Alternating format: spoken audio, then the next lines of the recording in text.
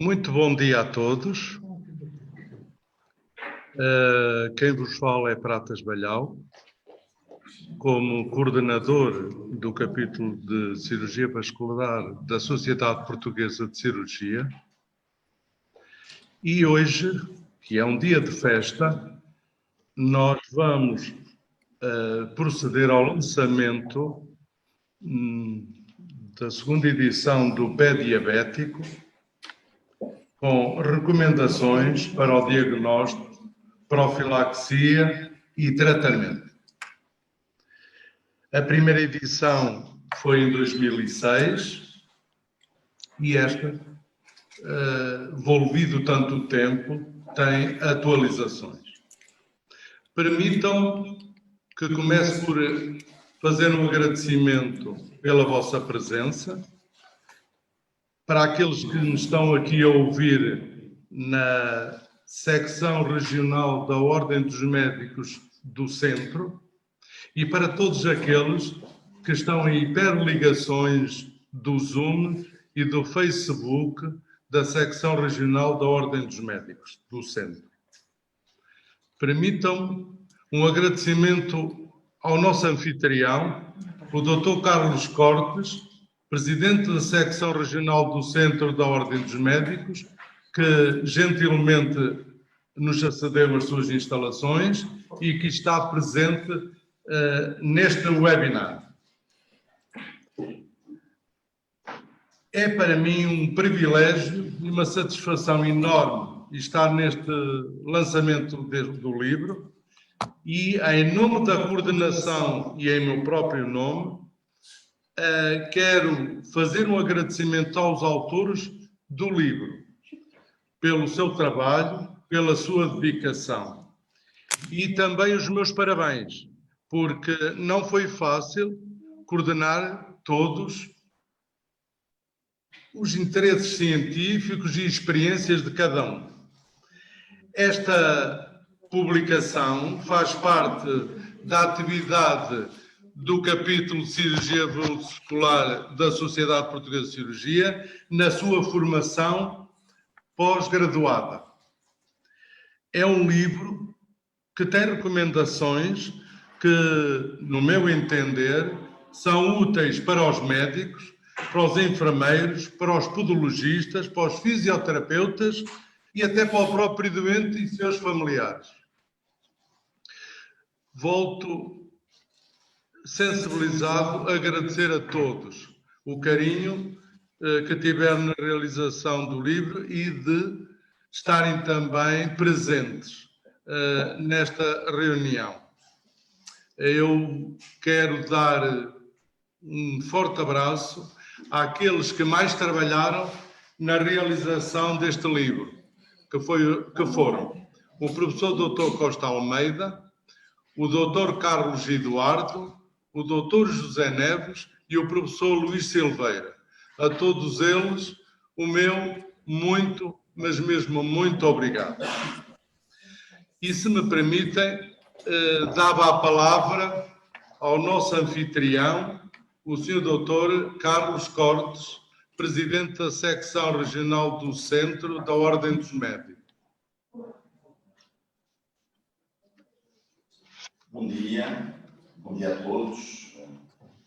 Dr. Pratas Balhau, muito obrigado por esta introdução. Desejo a todos os que estão aqui presentes na secção regional do Centro da Ordem dos Médicos para a apresentação deste livro, desta obra, as boas-vindas. Desejo também... Está tudo. Está tudo ok? Não, tudo ok. Não se ouve. Eu não tenho microfone. Eu peço desculpa, não se está a ouvir o Sr. Dr. Carlos Cortes. Eu estou aqui. O meu microfone não está desligado. Estava desligado e liguei.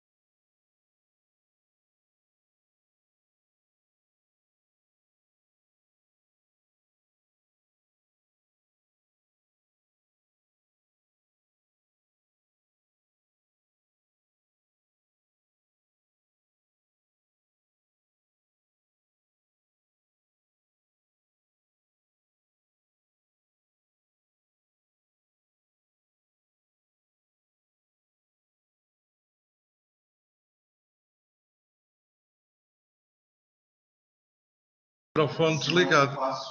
Ora bom, há aqui um problema que vai ser resolvido.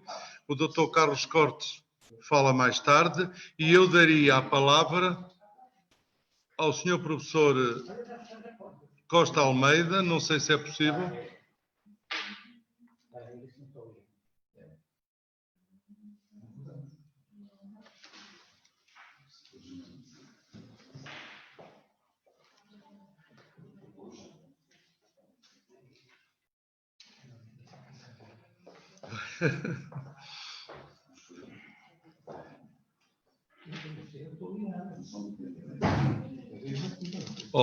Costa Almeida, estão-me a dizer que é no outro computador que tu vais falar.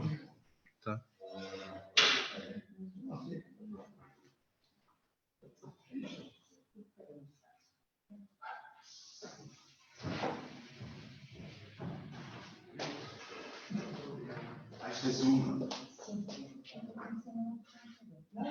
Bom, isto é o primeiro webinar. Pronto, está resolvido o problema com o Dr. Carlos Costa, então peço desculpa ao Sr. Professor Costa Almeida e vai falar então o Dr. Carlos Costa, Presidente do Secção Regional do Centro da Ordem dos Médicos. Sr. Doutor, faz favor. Bom dia. Estão a ouvir agora? Peço desculpa por estas dificuldades técnicas. Bom dia a todos. Dr. Pratas Balhau, peço desculpa. Agradecer a sua apresentação desta sessão. Queria desejar a todos aqueles que estão nesta palestra da apresentação da obra, a todos aqueles que estão conosco hoje presencialmente nesta sessão e também a todos aqueles que estão via videoconferência, via web, a ver e a assistir a este evento.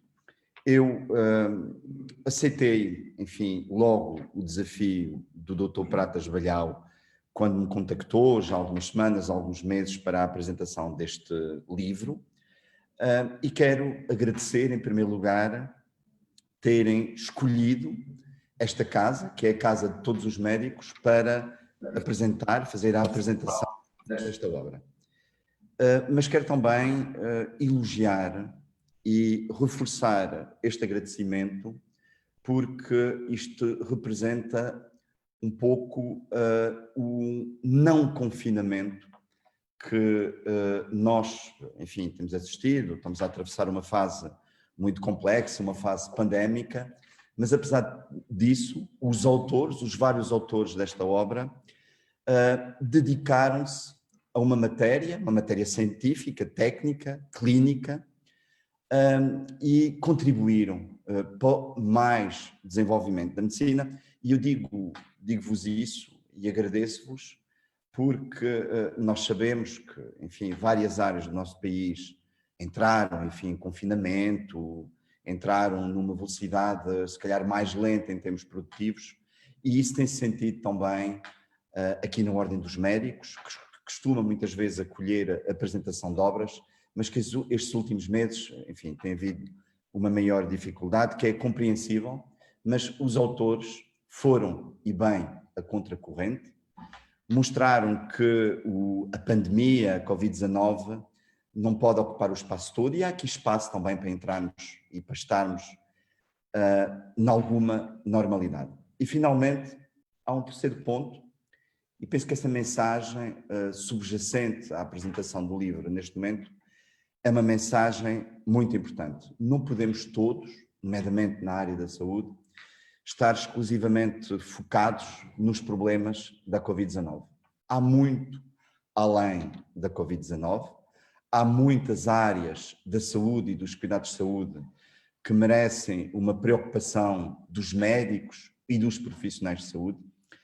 E este livro, o Pé Diabético, da Sociedade Portuguesa de Cirurgia, vem um pouco, precisamente, a contracorrente e vem mostrar que há aqui preocupações que nós, que a classe médica, que os profissionais de saúde, que o Serviço Nacional de Saúde, que o sistema de saúde na sua globalidade, tem que ter. Não é só nos focarmos na Covid-19, é também mostrarmos que tem que haver aqui outras preocupações em termos de saúde E esta, obviamente, é uma delas.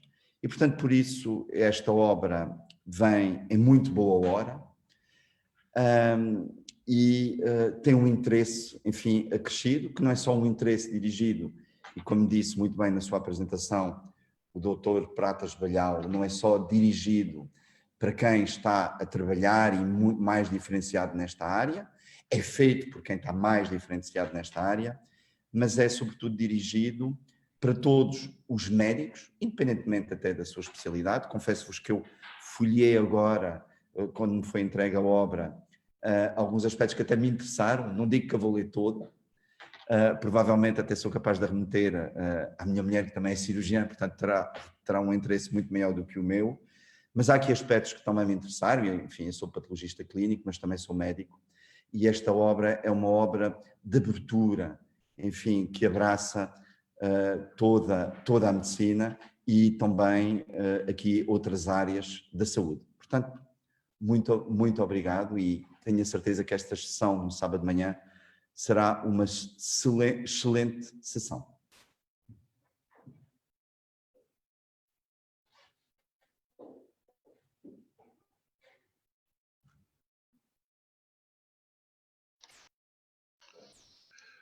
Então, muito obrigado pelas suas palavras, Sr. Dr. Carlos Cortes. Eu passaria então a palavra ao Sr. Professor Costa Almeida.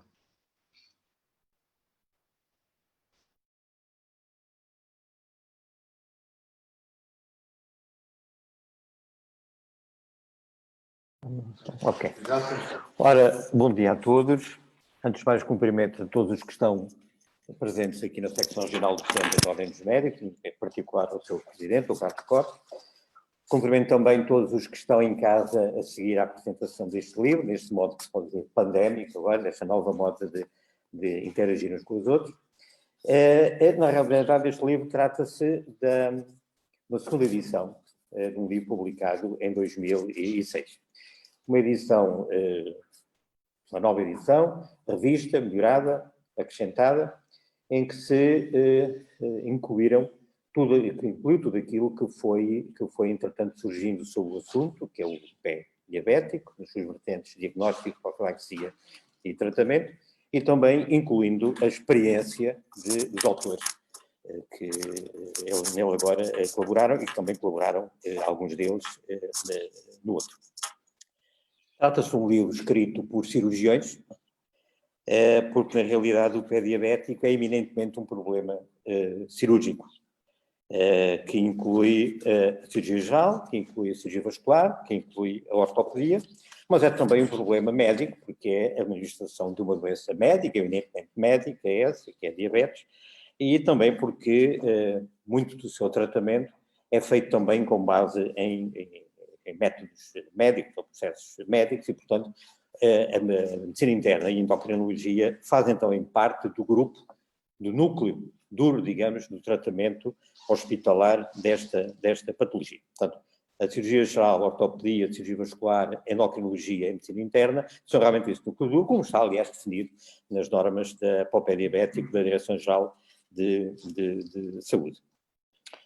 É claro que, fora destas especialidades, temos a medicina geral e familiar, que é extremamente importante, que é fulcral, porque é aquela que tem mais ligação direta, em primeira mão, com a maior parte dos doentes, na sua profilaxia, no diagnóstico, no começo do tratamento.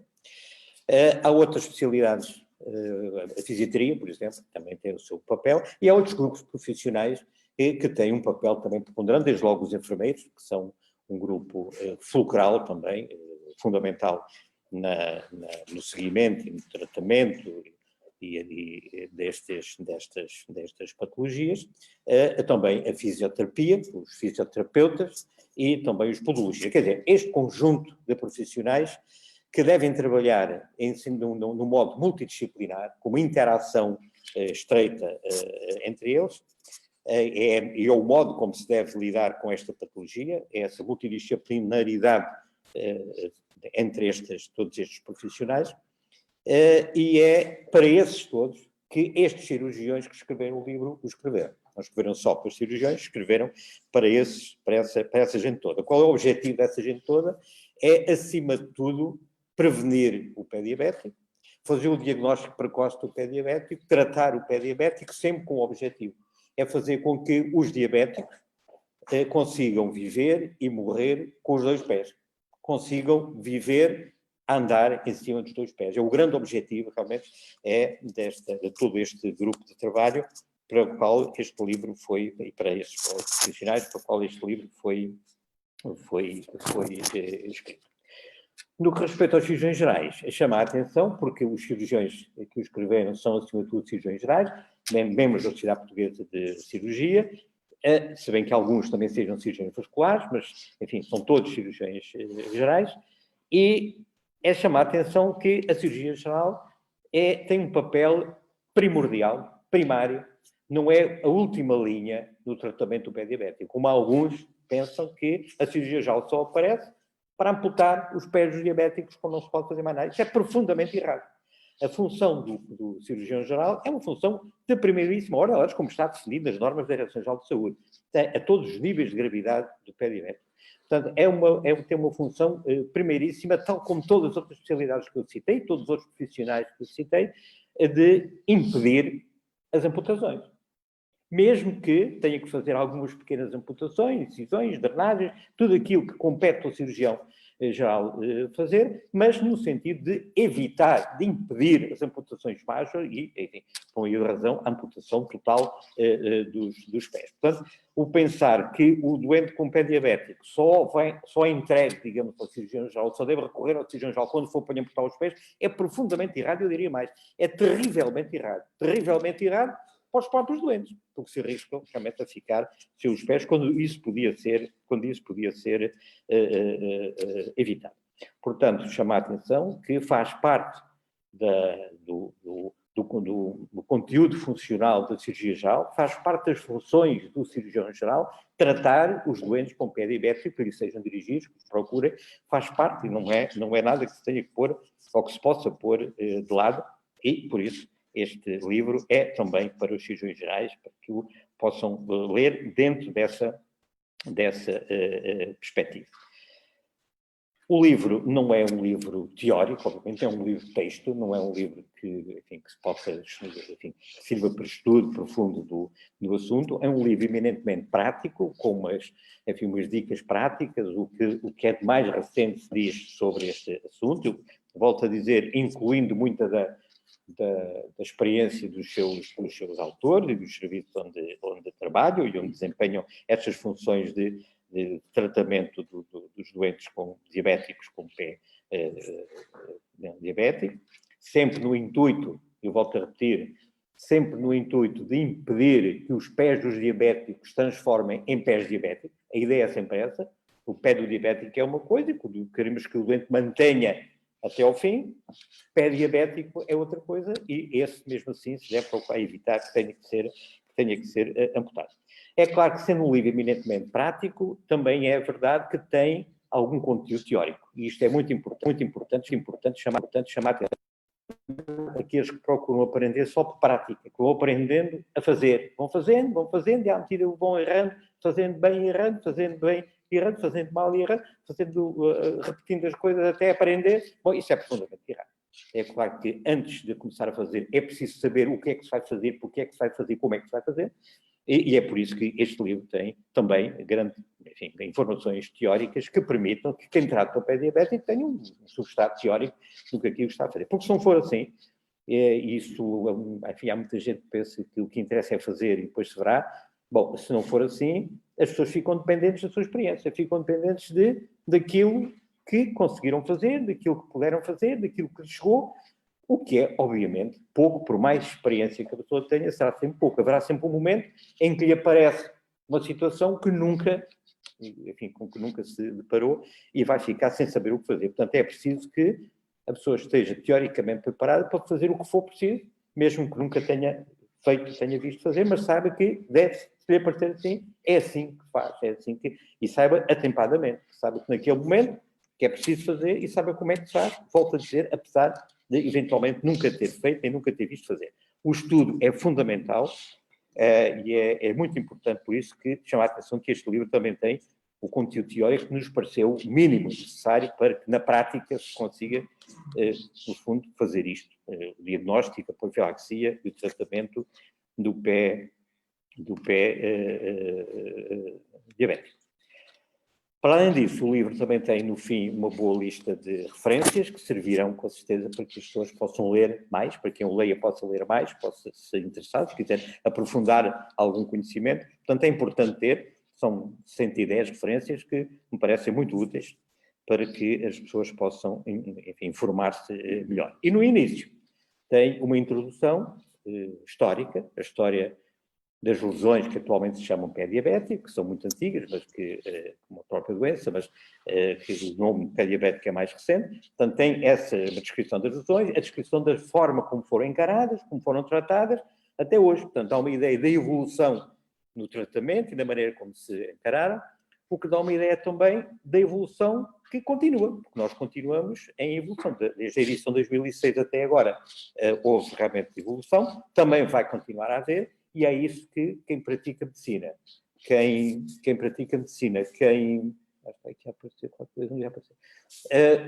pratica medicina, ou quem se dedica à ciência, sabe que o que é característico é a evolução, é a mudança, e é por isso muito importante que nós todos, que nos dediquemos à ciência ou à medicina, tenhamos essa noção e que estejamos constantemente a querer aperfeiçoar-nos e que não fiquemos com o que foi sabido e tido como certo há uma série de anos, neste caso seria há 14 anos, e por isso é que vem uma nova edição agora do livro, mostrar que algumas coisas até que se diziam nessa altura já não são assim, tenho sempre a ideia que é preciso este aperfeiçoamento e, portanto, tudo o que seja ler e aprofundar conhecimentos e mantermos a par das mudanças é fundamental, quer na parte científica, quer na parte médica.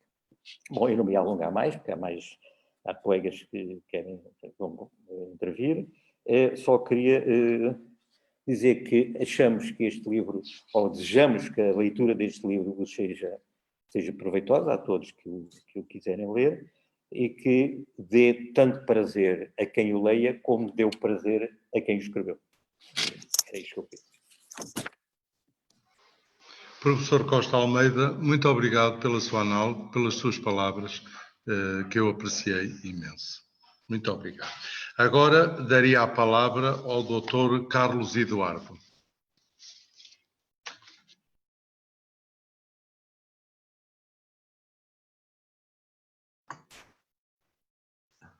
Então, bom dia.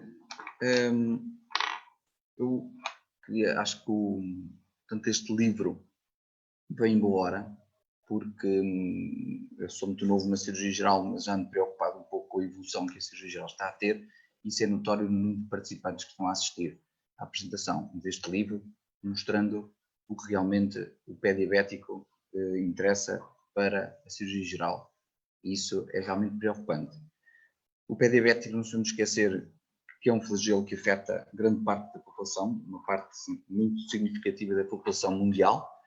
O pé diabético é uma das principais causas de amputação, reduz imenso a qualidade de vida dos doentes, aumenta imenso os custos de saúde quando maltratado. Não nos podemos esquecer que cerca de 50% dos doentes que têm pé diabético e que são amputados a um membro, serão amputados a um membro contralateral nos 5 anos seguintes. E, portanto, todos os esforços, como já foi dito, devem ser feitos para evitar ao máximo a amputação, que é sempre o último recurso, e este livro vem ajudar nesse sentido, tentar ajudar qualquer médico a abordar o pé diabético. E para conseguir evitar a amputação, é necessário saber diagnosticar e tratar o pé diabético. Isso hoje em dia está posto em causa. Muitos cirurgiões gerais não sabem diagnosticar um pé diabético, não sabem tratar um pé diabético, nem sabem sequer a definição de pé diabético, nem os vários tipos de pé diabético. Não têm noção que uma infecção pulmonar profunda é uma emergência igual a uma apendicite aguda, a uma úlcera perfurada. Cada vez menos cirurgiões sabem abordar o pé diabético e isso realmente é muito grave e vai trazer consequências bastante graves para os doentes, obviamente. Por que é que isto está a acontecer? A meu ver, acontece pela evolução que a cirurgia geral e em parte a medicina está a ter, uma evolução que já está a ser tanto criticada de onde essa evolução veio, que é dos Estados Unidos, que já criticam esta evolução, que é a evolução de criar centros e mais centros de referência, que são definidos no papel, ao sabor de gostos deste ou daquele cirurgião que parece que quer ser o maior da sua aldeia. Portanto, a medicina está baseada no ego do cirurgião, no ego do médico, e isso não pode acontecer. A medicina e a cirurgia servem para servir o doente e os seus interesses. Isto criou, essa criação desses centros de referência, criou aparentemente patologias de primeira e de segunda, algumas até de terceira, como parece ser o pé diabético.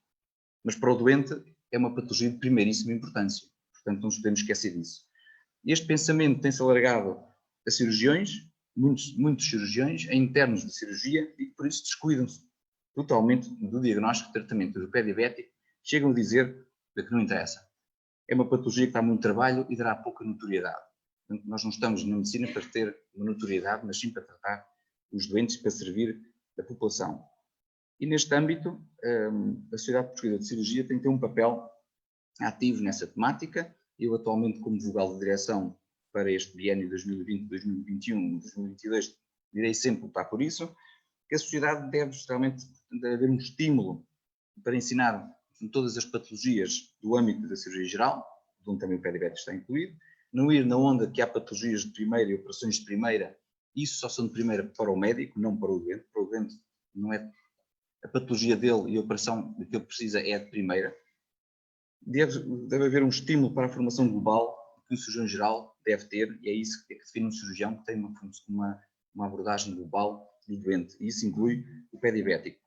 Portanto, e por isso, está a ser editado este livro pela Sociedade Portuguesa de Cirurgia e pelo capítulo de cirurgia vascular, um livro para recomendações de diagnóstico, profilaxia e tratamento do pé diabético, e aqui, a meu ver, todos aqueles que querem ser cirurgiões, todos os que se intitulam cirurgiões disto ou daquilo, e todos os que efetivamente são cirurgiões, devem realmente conhecer e ler atentamente este livro. Não podemos esquecer que a cirurgia e a medicina existem para servir as necessidades dos doentes e não dos egos de alguns, e, portanto, o tratamento do pé diabético é uma obrigação do cirurgião geral, pois só assim, e à imagem do bem escrito no prefácio deste livro, que acho que todos devem ler, só o cirurgião geral, tendo noção que é a sua obrigação saber tratar o pé diabético, é que podemos, no nosso país, ter cada vez mais doentes diabéticos a caminhar sobre os dois pés.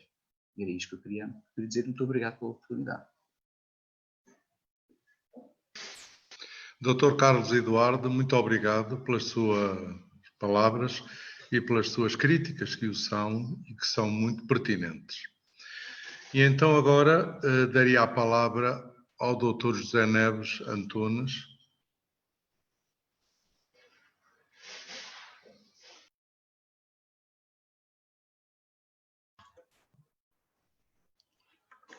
Muito bom dia a todos. Antes de mais, quero cumprimentar a Sociedade Portuguesa de Cirurgia e o capítulo de Cirurgia Vascular por mais este evento. Cumprimento o nosso anfitrião, o Sr. Dr. Carlos Cortes, Presidente da Secção Regional do Centro da Ordem dos Médicos, por nos ter acolhido nestas magníficas instalações, e cumprimento também os restantes participantes deste fórum e todos os colegas que nos estão a seguir. Coimbra faz parte da história do capítulo de cirurgia vascular. Coimbra foi o berço do capítulo em 1996, há 24 anos, e numerosas foram também as reuniões do capítulo organizadas nesta cidade.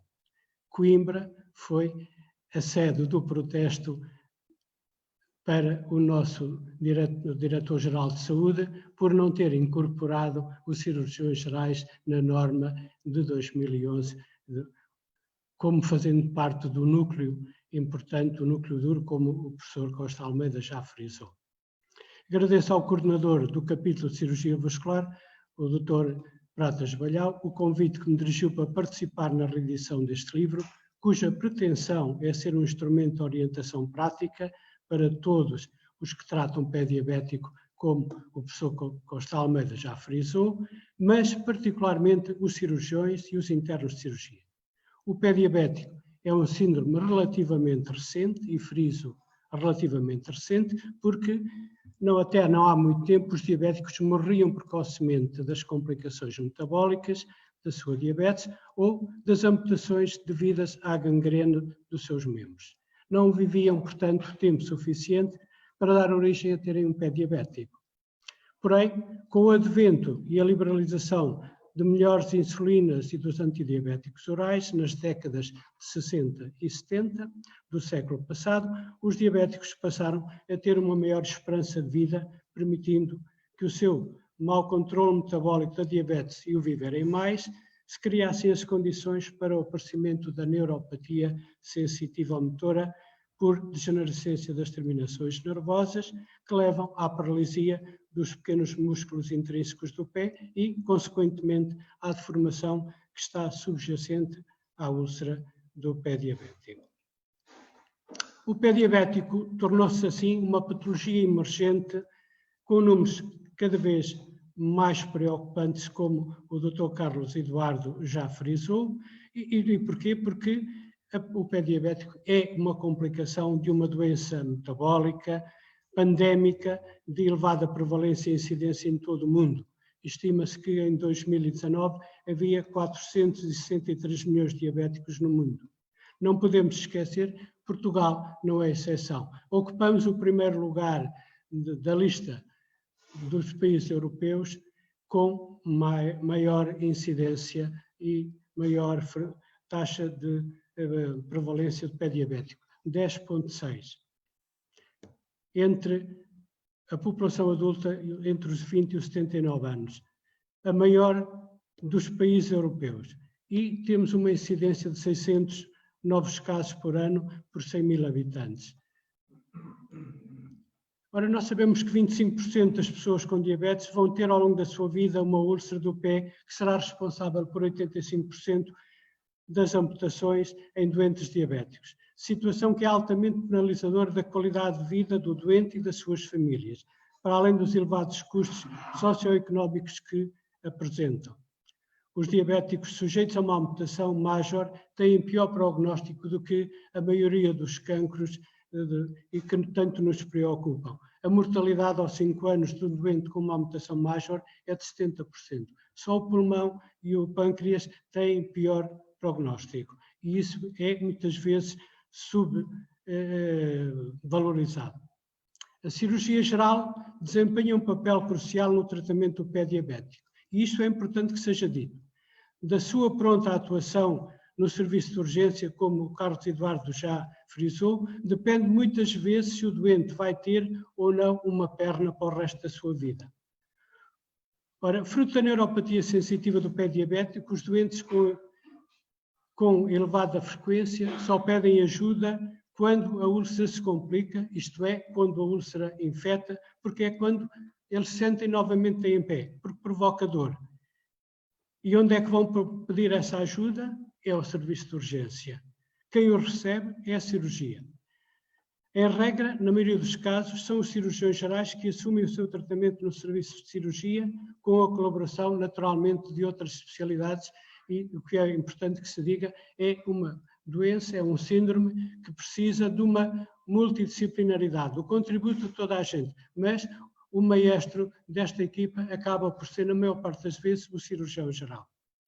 Ciente da realidade e da importância que os cirurgiões desempenham no tratamento do pé diabético, o capítulo de Cirurgia Vascular da Sociedade Portuguesa de Cirurgia, em 2006, como já foi referido, compilou a experiência e o saber dos seus sócios de forma consensual, em forma de linhas de orientação, e publicou o livro Profilaxia e Tratamento do Pé Diabético, que teve uma ampla aceitação entre os sócios da Sociedade Portuguesa de Cirurgia, a avaliar pelo elevado número de leituras que teve online.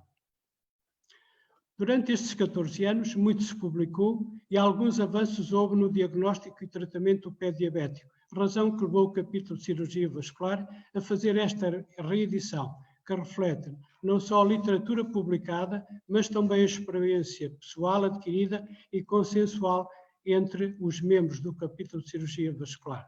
Esperamos que esta obra venha ajudar a tratar melhor o pé diabético, por forma a evitar a catástrofe da amputação. Esse é o objetivo.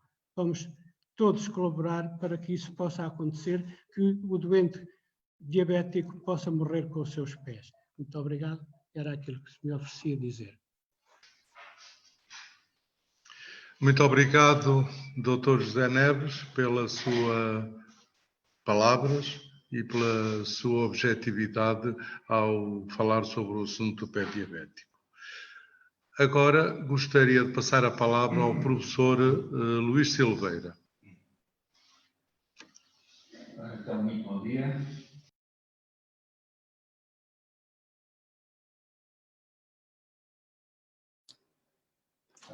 Muito bom dia a todos. Gostava de, em primeiro lugar, cumprimentar o Dr. Carlos Cortes, representante da Ordem dos Médicos, o Dr. Luís Filipe Pinheiro, representante da Sociedade Portuguesa de Cirurgia, e o Dr. Pratas Balhau, o coordenador do capítulo de Cirurgia Vascular da Sociedade Portuguesa de Cirurgia.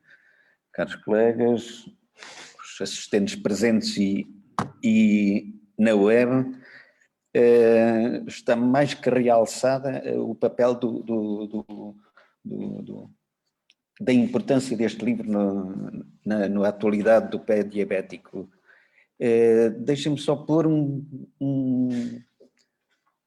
uma questão que até agora não foi focada, que é esta pandemia teve um efeito deletério muito grave no pé diabético. Há artigos já que mostraram que, porque as consultas foram suspensas, os doentes passaram a entrar com pé diabético mais pela urgência e muito mais tarde, logo, o prognóstico agravou-se bastante. Quero então começar por agradecer o privilégio de poder ter entrado neste livro e, ao mesmo tempo, dar os parabéns ao capítulo de Cirurgia Vascular da Sociedade Portuguesa de Cirurgia, porque além de ser pioneiro nesta matéria de atualização de conhecimentos, também é pioneiro na introdução de resenhas históricas das diversas entidades nosológicas, e foi esse capítulo que me coube escrever. É provável que a maior parte dos colegas considere que estes capítulos são uma grande seca. Às vezes nós só gostamos destas coisas da história quando atingimos uma determinada idade. Mas nos próximos minutos vou tentar mostrar que, afinal, há algum interesse em conhecer o que os nossos antepassados disseram. Começo sempre, eu gosto muito de começar com uma frase de Bernard de Chartres, um filósofo do século XII que lecionava na Catedral de Chartres, que disse: somos comparáveis a anões encavalitados sobre os ombros de gigantes, os antigos. Vemos, portanto, mais coisas do que eles viram e vemos mais longe do que eles.